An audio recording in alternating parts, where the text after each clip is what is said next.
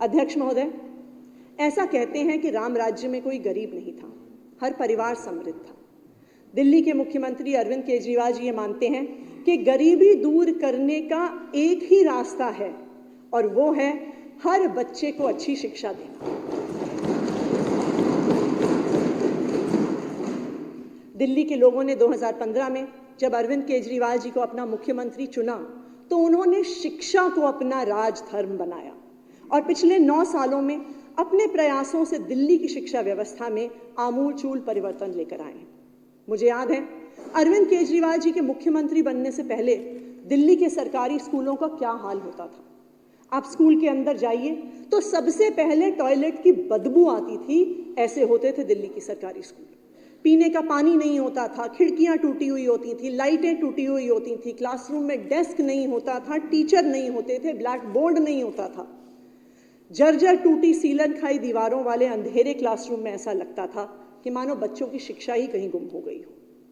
कोई भी व्यक्ति अपने दिल पर पत्थर रखकर मजबूरी में अपने बच्चे को प्राइवेट स्कूल में भेजता था और सोचता था कि काश मेरे पास थोड़े पैसे होते तो मैं अपने बच्चे को सरकारी स्कूल से निकाल के प्राइवेट स्कूल में डाल देता। ऐसा लगता था कि 3 साल के बच्चे की हाथ की लकीर ही उसका भविष्य तय कर देती थी। अगर वो एक अमीर परिवार में पैदा होता और उसके माता पिता एक महंगे प्राइवेट स्कूल की भारी भरकम फीस दे पाते तो उसे अच्छी शिक्षा मिलती, उसके बाद वो अच्छे कॉलेज में एडमिशन लेता और उसके बाद एक अच्छी पैकेज वाली नौकरी पाता। लेकिन अगर कोई गरीब घर में पैदा होता तो उसके माता पिता को उससे मजबूरी में एक टूटे फूटे सरकारी स्कूल में भेजना पड़ता। शायद वो अपनी स्कूली शिक्षा नहीं पूरी कर पाता। अगर पढ़ाई पूरी हो भी जाती तो सरकारी स्कूलों में पढ़ाई का स्तर इतना खराब होने की वजह से उसे अच्छी नौकरी नहीं मिलती थी। उसे कहीं पे मैकेनिक का काम करना पड़ता था, किसी दुकान में एक छोटे से हेल्पर का काम करना पड़ता था, किसी के घर में काम करना पड़ता था। ऐसे में अध्यक्ष महोदय ये तय था कि अमीर परिवार का बच्चा अमीर होगा और गरीब परिवार का बच्चा गरीब ही रहेगा। लेकिन ये तो राम राज्य के सपने के बिल्कुल ही विपरीत परिस्थिति थी। लेकिन दिल्ली की इस 10 साल की बदलती हुई तस्वीर में अगर कोई एक सबसे बड़ा बदलाव हुआ है तो वो दिल्ली के सरकारी स्कूलों में हुआ है। केजरीवाल सरकार की शिक्षा क्रांति ने दिल्ली सरकार के स्कूलों का काया पलट कर दिया। ये सब कुछ बदल गया है।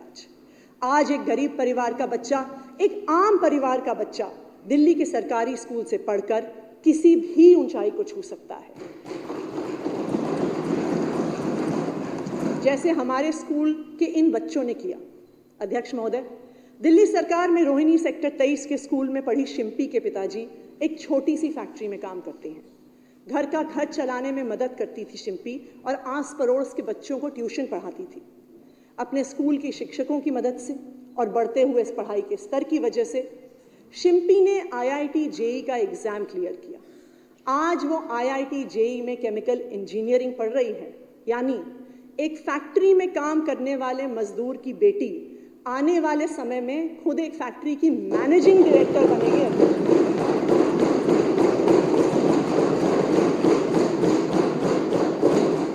दिल्ली के नंद नगरी स्कूल में पढ़ने वाला हिमांशु भी बड़ी मुश्किल परिस्थिति में जी रहा था। जब वो 11वीं में पढ़ता था तो उसके पिताजी की मौत हो गई। अपना घर चलाने के लिए वो स्कूल के बाद मजदूरी भी करता था। सरकारी स्कूल में पढ़ाई का स्तर अच्छा होने से हिमांशु ने नीट का एग्जाम क्लियर किया और आज वो दिल्ली के मौलाना आज़ाद मेडिकल कॉलेज से MBBS कर रहा है। तो आने वाले समय में एक गरीब परिवार का मजदूरी करने वाला बच्चा दिल्ली शहर का एक नामी और बड़ा डॉक्टर बनेगा। ये है अरविंद केजरीवाल की शिक्षा। अध्यक्ष महोदय, ये किसी चमत्कार से कम नहीं है। आज गरीब परिवार के बच्चे भी ऊंचाइयां छू रहे हैं।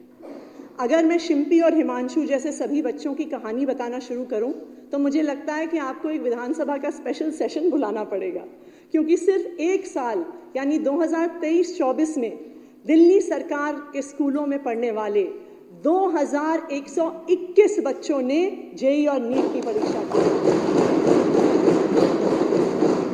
अब गरीब का बच्चा गरीब नहीं रहेगा, वो डॉक्टर बनेगा, वो इंजीनियर बनेगा, वो अपना बिजनेस करेगा और मात्र 1 पीढ़ी में अपने परिवार को गरीबी से बाहर निकाल लेगा। अध्यक्ष महोदय, यही असली मायने में राम राज्य है। अध्यक्ष महोदय, दिल्ली की शिक्षा व्यवस्था में परिवर्तन लाने के लिए मुख्यमंत्री अरविंद केजरीवाल जी ने कई महत्वपूर्ण कदम उठाए।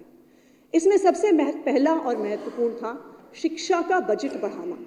शिक्षा पहले ही दिन से हमारी सरकार की प्राथमिकता रही है और यही कारण है कि 2015 में सरकार आते ही हमने शिक्षा का बजट डबल कर दिया और लगातार 10 बार से कुल बजट का लगभग 1/4 हिस्सा हम शिक्षा पर ही खर्च करते हैं।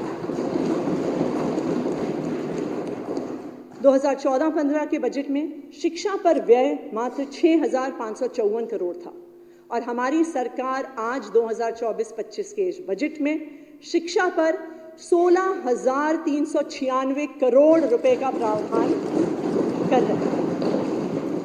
मुख्यमंत्री जी हमेशा कहते हैं कि चाहे 2 रोड या फ्लाईओवर कम बन जाएं, लेकिन शिक्षा के लिए पैसे की कभी कमी नहीं होना चाहिए। और प्रभु श्री राम की ऐसी दिल्ली वासियों पर कृपा रही है कि हमारी सरकार में ना तो कभी शिक्षा के लिए पैसे की कमी रही और ना ही फ्लाईओवर और सड़कें बनाने के लिए पैसों की कमी रही। अध्यक्ष महोदय, आज़ादी से लेकर 2014-15 तक की सरकारों में दिल्ली के सरकारी स्कूलों में मात्र 24,000 कमरे ही हमारे बच्चों की पढ़ाई के लिए उपलब्ध थे, लेकिन सिर्फ 9 साल में अरविंद केजरीवाल जी की सरकार ने 22,711 नए क्लासरूम बनाए हैं। जहां पहले बच्चे जमीन पर बैठते थे, वहीं आज उनके क्लासरूम में रंग बिरंगे डिजाइनर डेस्क हैं। जहां पहले लैब्स के नाम पर कुछ टूटे फूटे बीकर्स और मकड़ी के जाले होते थे, वहां आज हर subject physics, chemistry, biology, computer science के लिए अलग अलग अत्याधुनिक लैब है। जहां पहले ब्लैक बोर्ड भी घिस घिस कर सफेद हो गया था, वहीं अब हर स्कूल में स्मार्ट क्लासरूम है। जिन स्कूलों में सीढ़ियां टूटी हुई मिलती थी, आज वहां बच्चों के लिए शानदार लिफ्ट है। आज दिल्ली सरकार के स्कूलों ने प्राइवेट स्कूलों को भी पीछे छोड़ दिया है। पहले टीन टप्पर के टेंट वाले स्कूल आज टैलेंट वाले स्कूल में बदल गए।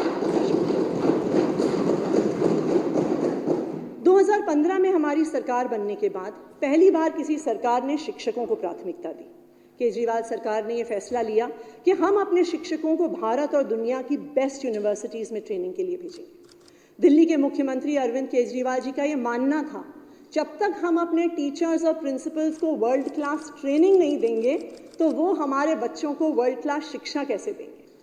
हमने पिछले 9 सालों में 400 से ज़्यादा दिल्ली के सरकारी स्कूल के प्रिंसिपल्स को कैम्ब्रिज भेजा, तकरीबन 950 टीचर्स को सिंगापुर के विख्यात नेशनल इंस्टीट्यूट ऑफ एजुकेशन में ट्रेनिंग के लिए भेजा, 1700 प्रिंसिपल्स को IIM अहमदाबाद में लीडरशिप ट्रेनिंग के लिए भेजा और इस साल से दिल्ली नगर निगम के स्कूलों के प्रिंसिपल्स को भी हम IIM अहमदाबाद टीचर ट्रेनिंग के लिए भेजा। हमने पेरेंट्स को स्कूलों से जोड़ने का काम किया। जो पेरेंट्स एक समय में सरकारी स्कूल में जाने से कतराते थे, उन्हें स्कूल के गेट के अंदर नहीं घुसने दिया जाता था। आज मेगा PTM और स्कूल मैनेजमेंट कमेटी के माध्यम से वो अपने बच्चों की शिक्षा में भागीदार बन रहे हैं। अध्यक्ष महोदय, दिल्ली के बच्चों को वर्ल्ड क्लास शिक्षा देने के लिए केजरीवाल सरकार ने 2021-22 में स्कूल्स ऑफ स्पेशलाइज्ड एक्सीलेंस की शुरुआत की। इसके तहत STEM, humanities, performing and visual arts, high end 21st century skills के 56 डोमेन्स में 38 स्कूल कैंपस आज पूरी दिल्ली में स्थापित किए गए हैं।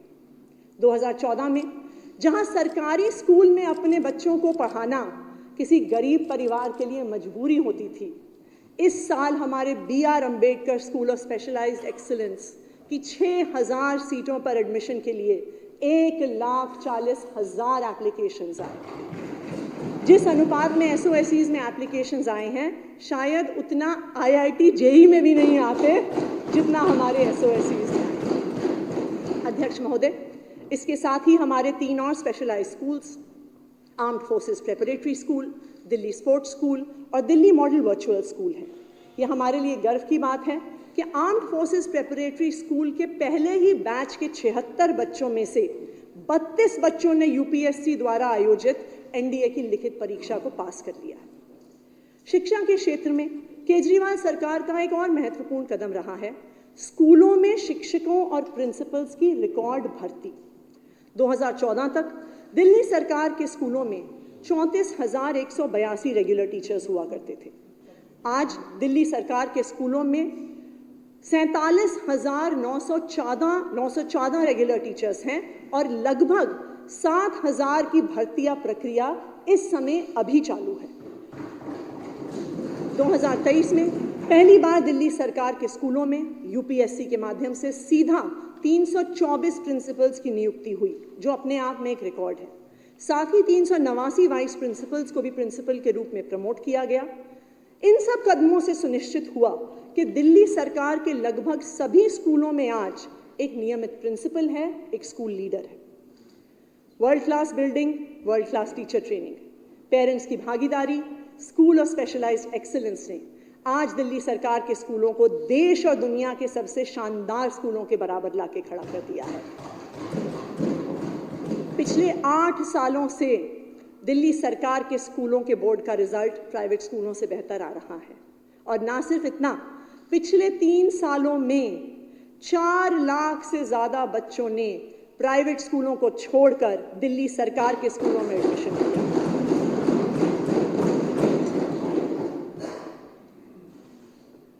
अध्यक्ष महोदय, दिल्ली की शिक्षा व्यवस्था की 10 सालों की बदलती तस्वीर सिर्फ स्कूलों तक सीमित नहीं है, बल्कि ये शिक्षा क्रांति उच्च शिक्षा और तकनीकी शिक्षा संस्थानों तक भी पहुंची है।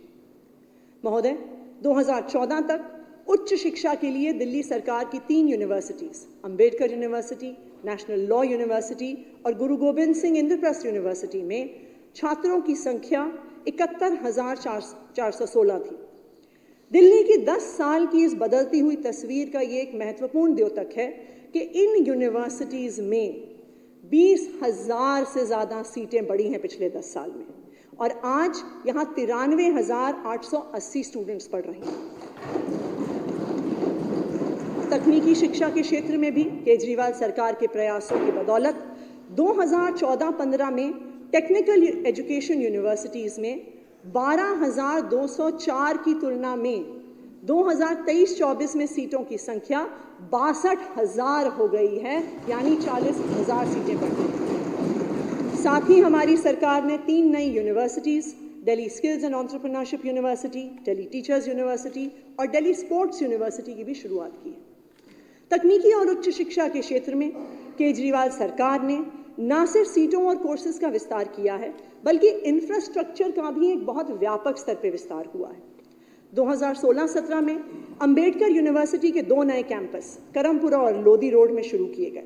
2017 में दिल्ली टेक्नोलॉजिकल यूनिवर्सिटी के पूर्वी दिल्ली कैंपस की शुरुआत हुई। साथ ही Netaji Subhas University of Technology में भी 2 नए कैंपस 2020 में जाफरपुर और गीता कॉलोनी में शुरू हुए, और 2023 में केजरीवाल सरकार ने आईपी यूनिवर्सिटी के पूर्वी दिल्ली कैंपस की भी शुरुआत की है। दिल्ली की शिक्षा में 10 साल में जो तस्वीर बदली है, उसने ये दिखा दिया है कि अगर किसी सरकार की इच्छा शक्ति हो तो वो हर बच्चे को वर्ल्ड क्लास शिक्षा और एक बेहतरीन भविष्य दे सकता है। लेकिन अध्यक्ष महोदय, इस शिक्षा क्रांति को लाने में अगर किसी एक व्यक्ति की सबसे महत्वपूर्ण भूमिका रही तो वो है दिल्ली के शिक्षा क्रांति के जनक और मेरे बड़े भाई मनीष सिसोदिया जी। आज